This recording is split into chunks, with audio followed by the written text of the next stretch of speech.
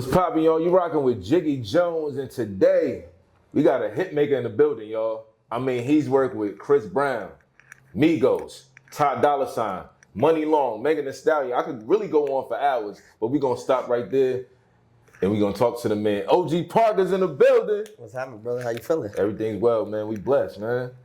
Man, listen, you in New York? What you been getting into? Man, I'm in the towns with it. I've been chilling. I ain't gonna lie. I just went to that new studio y'all got, invite only, with my boy S. Dot, and just cooked up. Fire. Yeah, been chilling. Yeah. So you. It's like a workcation.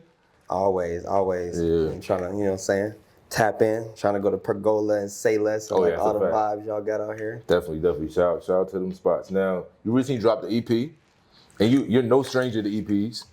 But what makes this the right time to drop it, and what makes this moment so special? And it's entitled Moments too. Yeah, no, facts. So like, it's something I've been working on for like years. So like, a lot of these records are like a little bit older. Okay. But I just been like, you know how it is, getting stuff cleared and like, you know what I'm saying, trying to make sure it's the right time. Thanks. But like, I just been trying to make sure that like producers are starting to get their, you know what I'm saying, just due. So I wanted to, you know what I'm saying, empower producers and drop my own album. Yeah, no, as you should. I definitely love the fact that you know, giving your resume, giving who you work with, your collaborations, you know, you build a hell of a Rolodex. I appreciate that. And then at the same time, your talent speaks for itself based on the hits that you made. But as far as this album and collaborations, I know previously in the interview you said, you know, you and P&D always cook up. You know, anytime you go to LA, you just pull up on P&D, y'all cook up real quick. How did that chemistry even first develop, just with PartyNextDoor? Yeah, so shout out my brother G-Ry. So, you know, he's signed to PartyNextDoor, so we work all the time. And then I was going to LA, and then we was just working, and then he took me to Party House. Right. And then, you know what I'm saying, I started building my own relationship, and then we just started working, and like, we just been going crazy for years now. Yeah, definitely. And in this tape, of course, your diversity shows throughout your catalog, your production discography, with both rappers and R&B singers, but this is really like an R&B tape. Feel me? Yeah. It's the vibes on there. You got Ty Dolla, Money Long, P&B Rock. Rest in peace to P&B Rock. What was your mindset just going in and just one, choosing your collaborators, and two, to make it that vibe to feel more like R&B? Yeah, so like, I really wanted to put some more songs on it because I didn't want it to just be R&B. I can tell, like, you know what I'm saying, a lot of people are saying like it's very like R&B focused, except for the last track with Lakia on it and Tyga, you know what I'm saying? But you know, I just really wanted to just like showcase like a lot of the songs I already had in like in the tuck, because like a lot of these songs were like stuff that was supposed to be on their album, and then they weren't going to use them and stuff like that. So I was like, man, the world got it. Yeah, like, you know what I'm saying, might as well. And how many songs? I know that happens a lot. Yeah. Where you probably sent off a pack of 50 beats and two get placed. So it's like, how many songs do you have in the tuck from artists that like that are still that haven't been out, and do you even plan on using them? Yeah, so like, I always tell people be like, what you be listening to? Like, my notes on my phone is just nothing but unreleased music that I feel like ain't gonna ever see the light of day. Because you know how these artists are, they'll make 30 million songs and then just shelve them. Yeah. So like, I'd be like, damn, like the world gotta hear some of these because they be crazy. Facts. So they just in your notes. Yeah, they just right. I'm telling you, like, my notes, if my phone gets stolen, like, it's over. Man, what? You gonna definitely have to play some before you leave. Yeah, I ain't gonna hold you. Sure. I got some vibes. Now let's take it back a little bit, right? OG Parker, you know, you from Atlanta? Yes, sir. Born and raised in Atlanta. And you know, Atlanta, you know, over the past 20 years, I feel like since 3 Stacks was at the Source Awards and he said the South got something to say. Yeah. I feel like that was about almost 30 years ago. The South been killing it, and especially Atlanta has been like a hub for a lot of the trends, the music culture, and just a lot of the artists that have, you know, great influence. So what was that first influential moment for you growing up just with music, period? Yeah, so like, I actually grew up on the west side, so like, I lived next to Tri-Cities where Outkast went to school. So, you know what I'm saying, they were like a huge influence on my life. Shout out to the Dungeon family, of course. Rest in peace, we go with. Rest in peace. Yeah. That was like like, he was like, he always showed love. Like, he used to like let us come to the crib and play beats and like all type of stuff. Fire. Yeah, so like, but like, actually like being a part of QC. I was signed to QC for 7 years. So like being able to be a part of that process as well, I feel like that was like a big movement in Atlanta that, you know what I'm saying, broke a lot of artists. No, for sure. Speaking of QC, obviously, you know, with Migos, you end up producing Walk It Like I Talk It. And, you know, Quavo, I think during that, for that song, Quavo said, you know, I'm gonna make you a millionaire after the song drop, right? Yeah. I didn't even know about the song. I just walked into the studio one day and he was just like, oh, I'm about to make you a millionaire. And I was like, why you say that? He was like, you gonna see. Damn. So he probably had to, I'm sure he probably said that because they had a banger. He probably had the song, yeah. And then they probably had Drake on it already. Yeah, for sure. But just during that time, right, even before you get to Walk It Like I Talk It, what collaboration really put you in the game? Or what collaboration or what song really got QC's, you know, P and Coach's attention just to even sign you? Yeah, so shout out OG Mako. So we had a collective called OGG. Okay. So I met him when I went to Georgia State. I went to Georgia State for like a year and dropped out. Dope. But like I was just always in the city. So you know what I'm saying? We was working and then he made Bitch You Guessed It. Oh yeah. You're saying, Bitch You Guessed It. Damn. Oh, that was Mako? Yeah, it was That's Mako. crazy. Yeah, so him and Key did that Give 'Em Hell EP. So, you know, so I tapped in with Mako and then that grabbed the attention of QC. And then that's when I linked with Mako and then I was going to QC with him every day. And then like I was just giving like Johnny Cinco, Jose Guapo, Migos beats, everybody. And then one day, P and Coach K was like, bro, we gotta make something make sense. And then they signed me and Deco. Fire, bro. So I know, you know, in like the waiting process is, well, not even waiting because you working, but you know, it's like nothing really shows for that work until maybe like 6 months later. You might be cooking up every day. Probably, how many beats would you say like during that time do you remember making per day? Oh yeah, and the money don't come no time soon. So all the upcoming producers know it take a long time. So like I was cooking up every day, probably like 5 to 10 beats. Damn. And like I really ain't getting no bread for probably like a year or two. Damn. So this before you signed or after? Like I signed, I got in advance, and I moved out and stuff, and then like, you know what I'm saying, like, but from the songs and stuff, it takes a little minute. Takes a little minute, yeah. So a lot of, because I definitely, anytime I speak to any songwriters or producers, I definitely want, you know, them to explain that to upcoming, you know, creators, songwriters, and producers, because it's like you cooking up so much, but it's like until one hit, you really not seeing no output. What was your mindset during that time, or who was even by your side to be like, yo, bro, still keep cooking, just give you that motivation and encouragement? I would definitely say my brother Deco. We was like spending the night at each other's houses, and like his mom would drive me to the studio, or my mom would take us or something. Like, you know what I'm saying? I ain't have no whip. I was broke as hell. So, you know, I was just locked in. And like, I just knew that if we kept working, I knew we had the talent to make some hits, because like you said, a lot of these like ancillary songs don't really make hella bread. Right. Like you kind of got to make some hits if you really want some, you know, some real money. Did you ever think you needed to get like a 9-to-5 or like a part-time job during the process? Hell yeah, I had hella jobs. Yeah, what was the best place you work and the worst place you work? That's hard. I would say the worst one was probably Forever 21. I worked at Forever 21. That retail life. That shit was terrible. I've been here. Yeah, that shit was like. Did you ever have to work a Black Friday? Yeah, that shit was terrible. Damn. I don't think we got off till like 2. You got to clean the whole store, put all the go backs back, all that bullshit. Yeah, in college I worked at Children's Place. Yeah, as crazy as it was, and it wasn't even the kids wilding; it was the parents.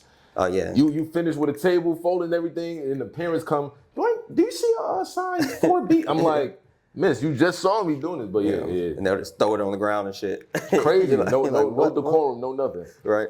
But what was the best place you worked during that time? I was a soccer coach at this place called Score Indoor Soccer. Okay. That was probably my favorite job. Oh, you play soccer though? Yeah, I played soccer in high school. Fire. Yeah, so I like just, you know what I'm saying, teaching the kids like fundamentals and stuff like that. That's what's up. Yeah. So going back to your collaboration, like I said, you're no stranger to collaborations. You did collab project with DDG back in 2021 called Die for Respect. How'd you end up linking with DDG? So actually, like my manager had set up that session, and then we just like vibed out. Shout out my brother DDG, D4I2 on the way. You know what I'm saying? We about to drop the first single coming very soon. We already got some crazy features. I'm excited for it. Right. So this is the 2025 project. Yeah, it's coming out very soon. I think we probably gonna drop the first single soon. Bet. Say less. So in addition to that, another project did with Vito, 2022. While You Wait. And you know, one of the songs, I think I interviewed Video either last year or the year before doing that project, and I said I asked him about the Sneaky Link song. So I want to, just like I asked Video, has that ever happened to you where you've been in a situation where you fell in love with your Sneaky Link? It wasn't on purpose, it just mistakenly happened.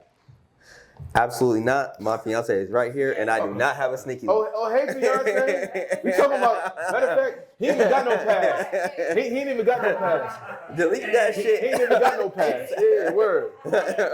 He ain't got no pass. I was like, oh. You and you only. But just how did that... Trying to get me killed. Not at all. We keep it all kosher. But with, you know, of course, Vito, big on R&B, you know, one of the dope singers in the R&B space right now, from Atlanta as well. Mm-hmm. How did that even come about, or what did you find that synergy to even be like, yo, Vito, I'm trying to do a project with you?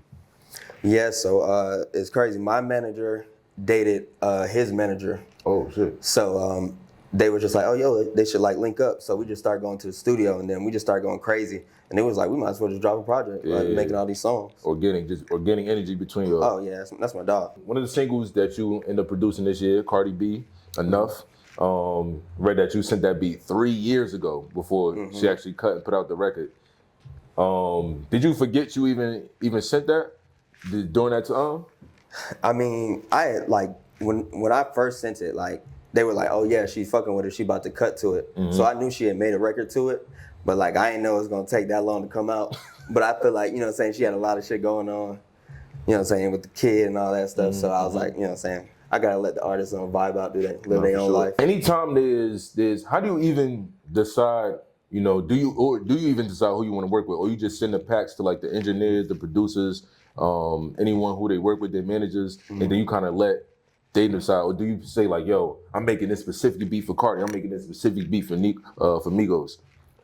I don't know. It's kind of like a time thing. Like I like every day pretty much I'm sending out beats through email and stuff. But like, you know what I'm saying, I'll tap in with the artist and be like, yo, you in the studio tonight? Right. I'll pull up on you, you know what I'm saying, like Quavo, or just text me and be like, oh yeah, I just sent you something, work on this. Or like I'll hit CV and be like, you in LA, I'm gonna pull up to the crib. Yeah. And like we always just vibe out at his crib and like turn up. Right. Yeah. Now what's the difference between, it's a question I always ask producers, what's the difference between a beat maker and a producer, and what do you classify yourself as?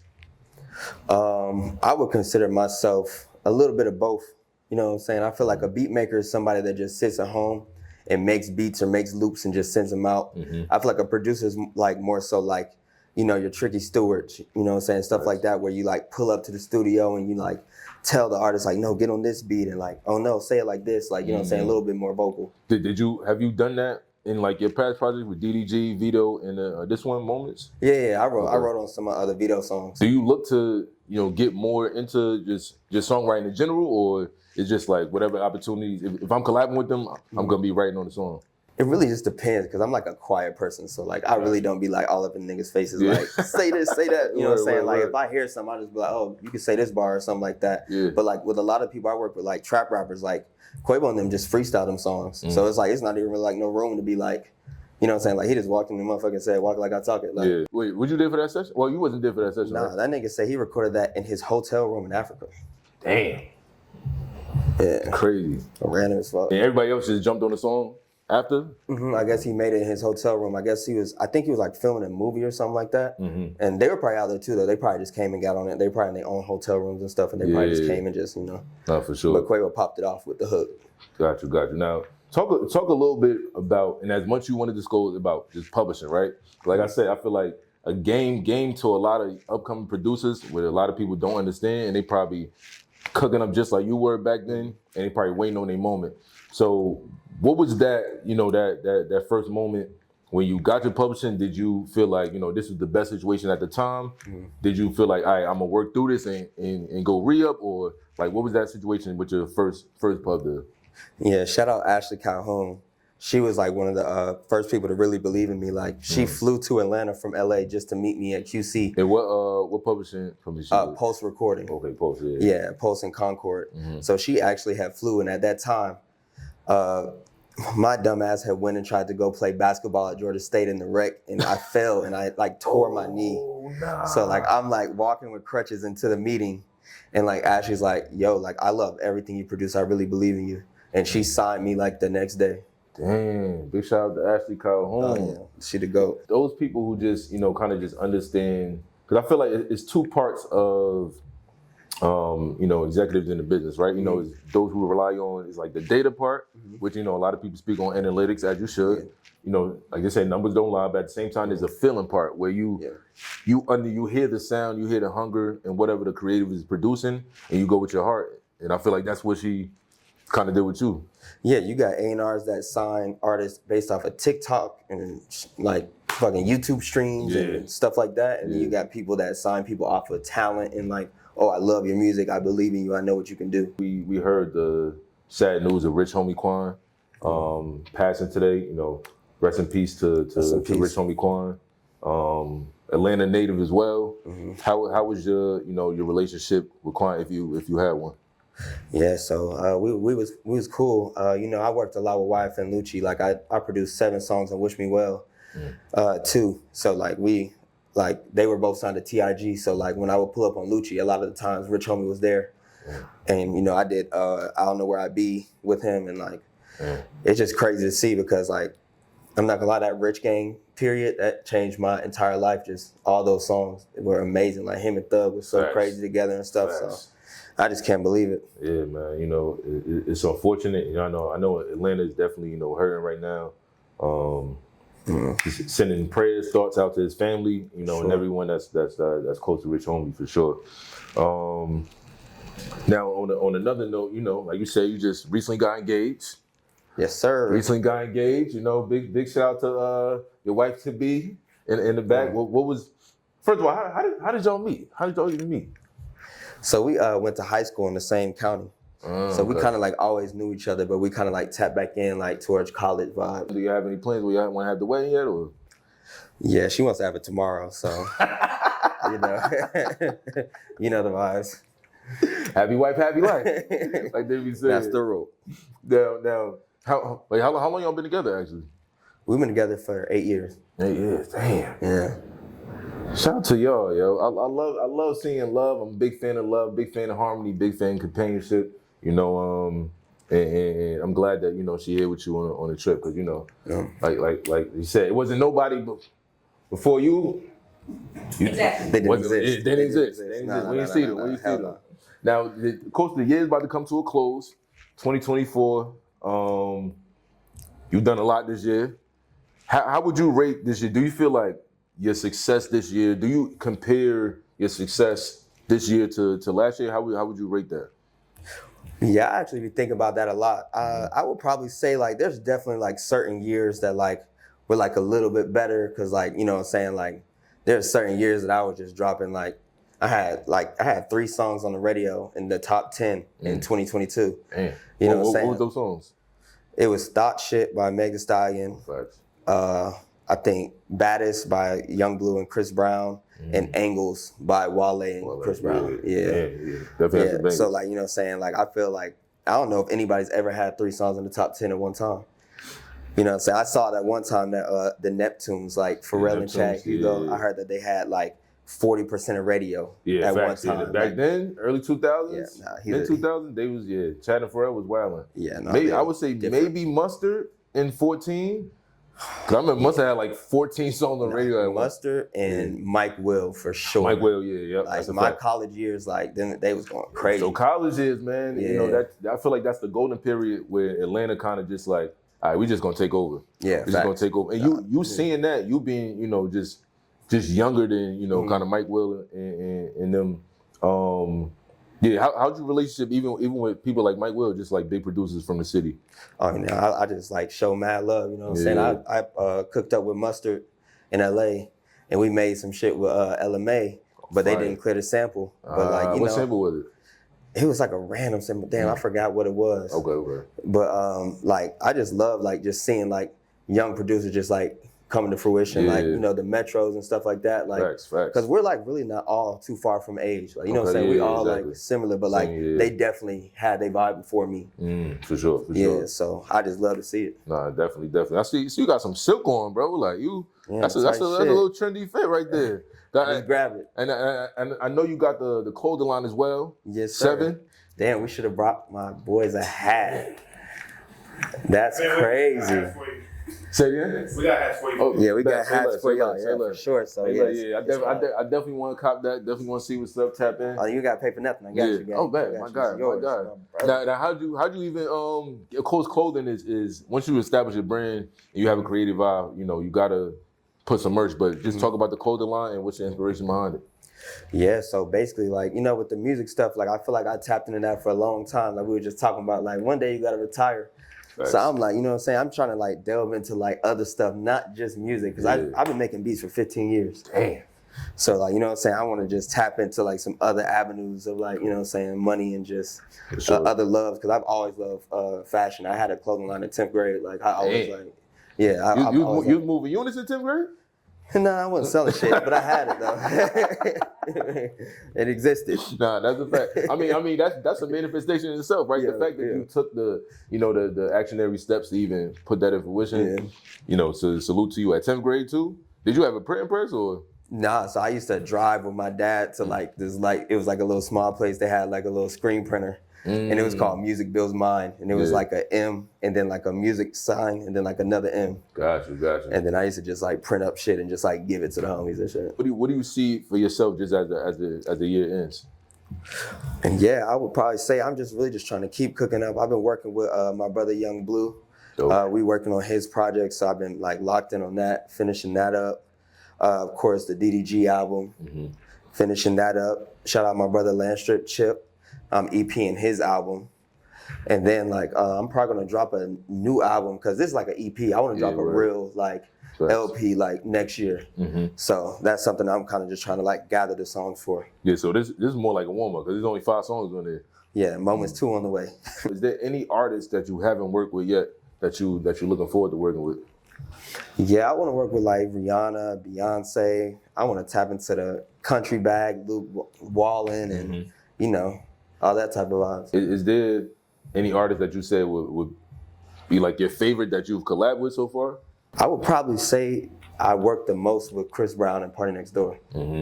Man, two R&B crooners that's gonna make some hits. Yeah, no, I love working with them. Man, now with Pills and Automobiles, like, you know, that I feel like that came out the same year as Walk It Like I Talk It, right? During that time, you got two bangers. Like, what's going through your mind? Is it like, yo, I'm rich forever, my family's good? Or it's just like, yo, I got two hits, I gotta keep working? I for sure wasn't rich, for sure. Yeah. But it was just crazy how it came about, because like the Walk It Talk It record, it came out of nowhere. And then with the Pills and Automobiles record, I was on Twitter and I was just like scrolling through shit. And I knew that Chris Brown had he calls his shit OHB, Out Here Boys. Yeah. So I just seen somebody's name and said Bobby Love OHB. Shout out my brother Bobby Love. So I DM'd him. I was like, yo, bro, can I send you some beats? So I started sending him some beats, and he was just making songs to him. And then he called me one day and he was like, shout out to New York. He was like, yo, I'm in New York with CB. He needs some beats. So I sent a pack, and then he just got on like 5 beats. Damn. And then one of them was Pills and Automobiles. And then he called me and he was like, yo, A Boogie just hopped on it.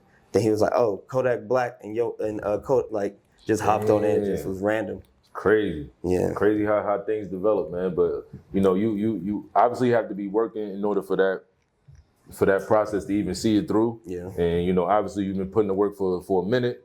So you know, definitely salute to you and all the work you've been putting in, bro. Much success on everything going forward. Much success on the wedding, engagement, the relationship, everything, bro. Definitely a pleasure meeting you, man. Pleasure meeting you too, brother. Thank you so much. I want you to look right into that camera. Tell the people where to follow you, where they can get the 7 merch, what you got, you know, upcoming for end of the year, and the floor is yours. I bet. What's happening? It's your boy OG Parker checking in, and y'all can follow me at OGX Parker on Instagram, Twitter, everything. And y'all make sure to tap into the Moments EP, and we got a lot of new music on the way, so y'all just stay tuned. Let's get it. Jiggy Jones, OG Park. Yes, sir.